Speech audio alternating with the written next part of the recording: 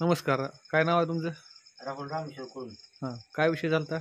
विषय सकाळी धार काढा गेलो तर रानात वासरं फाडली होती दोन. बर.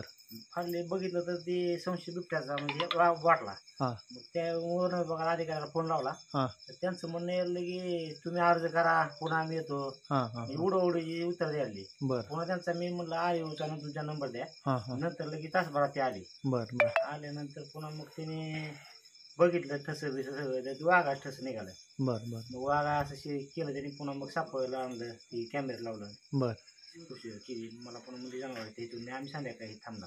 हां, वन विभागानं काय पत्रकारला काय सांगू नका म्हणून सांगितलं होतं काय तुम्हाला? नाही मीडिया बिडिया आज काय लगेच तुम्ही हे करू नका, गुरही आधी हलवा असं त्यांचं म्हणणं होतं. बर बर बर. नाही कितीचं नुकसान झाले? नुकसान 60-65 झाले. बर बर. किती वयाची वासरं? एक 13 महिन्यात होतं आणि एक 11 महिन्यात. बर. काय नुकसान भरपाई विषयी काय बोलणं झालंय का?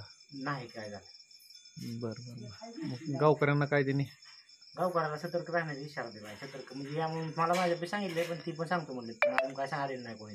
वन विभाग ज्यावेळेस माणूस पाठवून त्यावेळेस जागा होणार आहे. बरं, आता त्यासाठी काय उपाययोजना काय केलीत का वन विभागानं? वन विभागानं सापळा लावला एक आणि कॅमेरा लावले 4-2-4. सापळा लावलाय? हा लावला.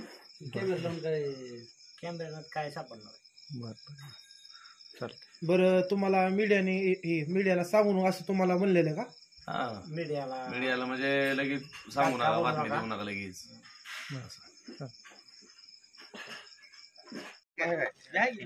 तुमचं काय नाव? माझं नाव सुलतान शेख. हां.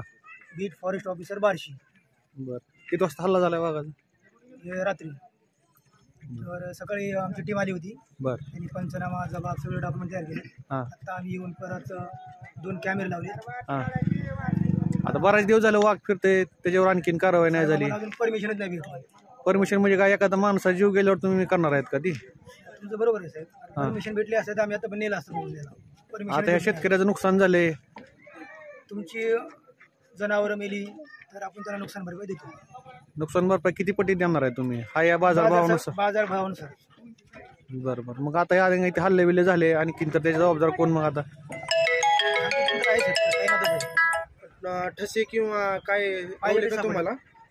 100% वाघच आहे का? 100% वाघ.